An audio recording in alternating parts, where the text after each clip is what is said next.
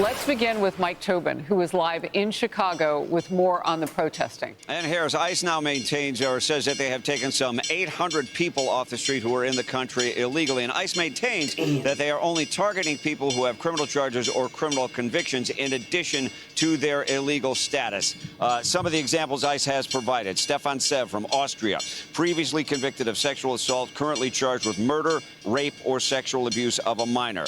Blanca Cecilia Sanchez from Venezuela. ICE says she's a confirmed member of Tren de Aragua. Yake Michelle Ramirez Alvarez, convicted of armed robbery with a firearm.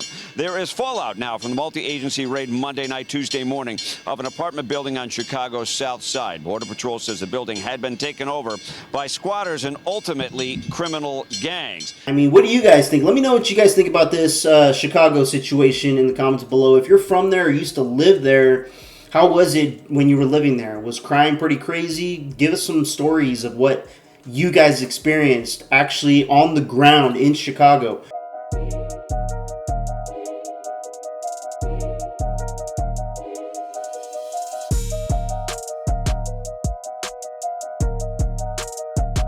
Democrats in Chicago complain that this is Trump militarizing the occupation of an American city.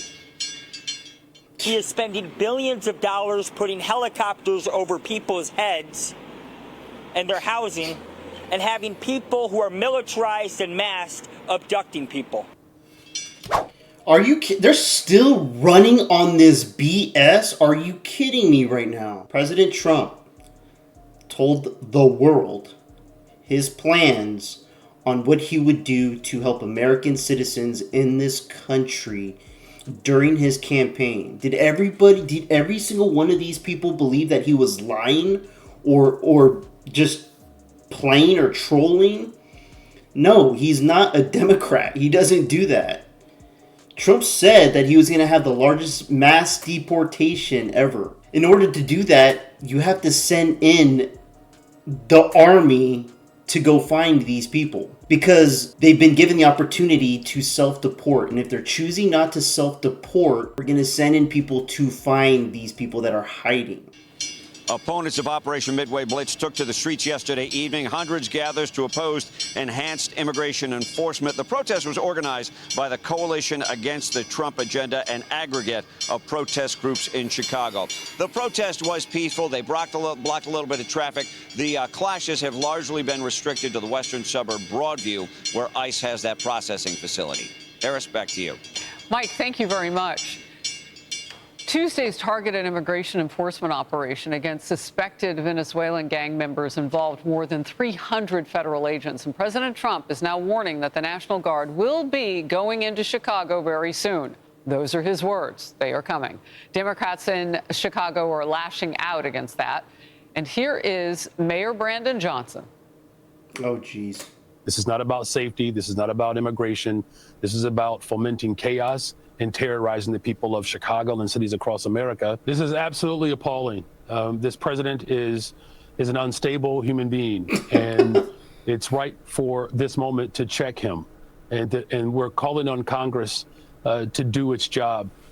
There's no way that anyone in this country should be okay with armed, militarized troops being sent to cities.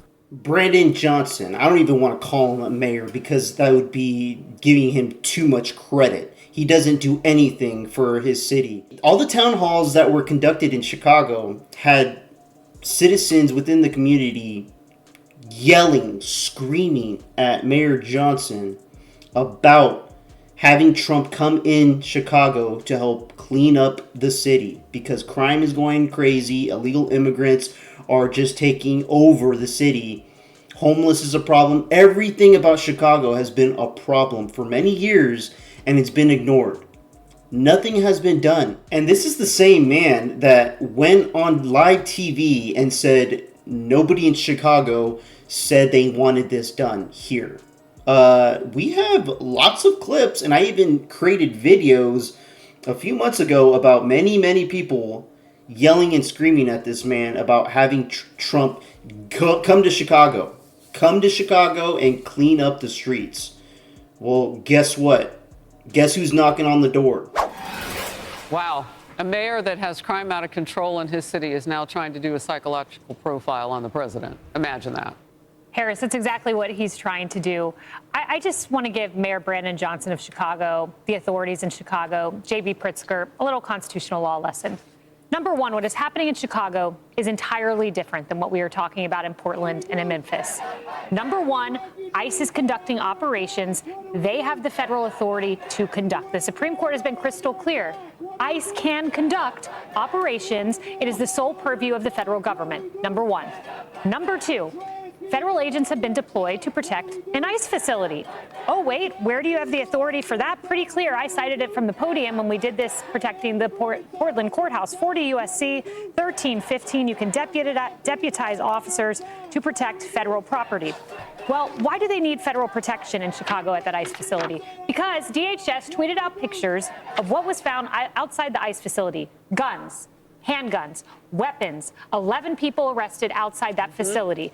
Donald Trump is crystal clear within his authority when he says I'm protecting an ICE facility and he deploys ICE to conduct operations. So any comparison to militarizing cities, it is totally unfounded. Perhaps pick up a constitution, maybe read some Supreme Court case law. Well, as she's giving us receipts about this on the powers of the president, they're showing videos of people protesting. It's like, you guys are wasting your time out there, literally wasting your time. Unless you're a paid protester, which, I mean, there's a YouTuber out there that is really exposing a lot of these paid protesters. I believe President Trump needs to make some sort of law where if you are caught being a paid protester in this country, you should be in jail. well, look, when you press against the federal government, which has a military in it, what do you think you're doing? I mean, of course you're going to get a response, and this isn't a one-off. We're seeing this more and more now, and we know the threats against it.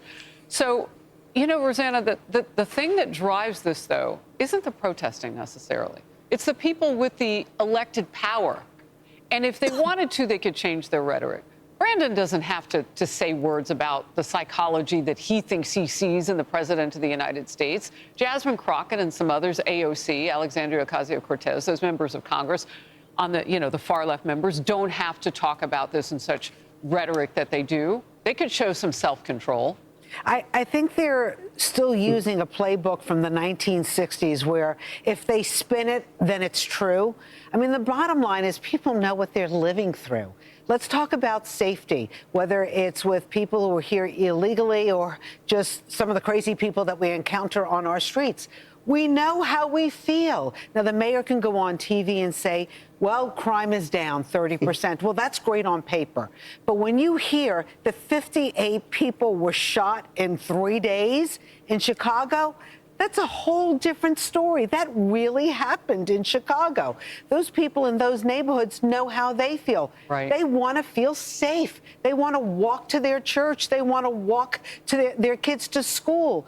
But if they're worried that they're going to be the victim of random violence, even though the mayor claims the numbers are better and it's the safest it's been since the 1960s, they don't feel that way. It's perception. At this point, anybody in this entire country that has a family member that has been murdered because of the lack of leadership within their own city or communities, of not pushing law enforcement to patrol the streets to prevent these crimes from happening, if it's validated, to press charges, start suing city officials for not enforcing the laws of the land using law enforcement. I am kind of curious to know if there are any open lawsuits against Mayor Johnson.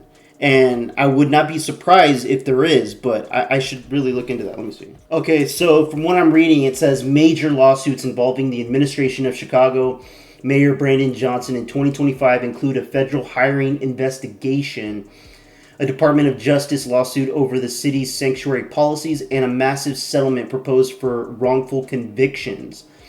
Additionally, Illinois officials have prepared a lawsuit against the federal government over its deployment of military troops in Chicago. In May of this year, the DOJ opened an investigation into Chicago's hiring practices to determine if the administration engaged in racial discrimination. So there are a lot of lawsuits going on in Chicago because of the horrible leadership. He needs to step down. Mayor Johnson, everybody in the city, people in town halls were asking him to just step down. We don't want you. They don't need you. I mean, what do you guys think? Let me know what you guys think about this Chicago situation in the comments below. If you're from there or used to live there, how was it when you were living there? Was crime pretty crazy? Give us some stories of what you guys experienced actually on the ground in Chicago. Personally, I have not been to Chicago, but I would like to visit. Let me know what you guys think about this in the comments below. Like and subscribe. I would appreciate it. Till next time. Peace out, everybody. This one's for Charlie.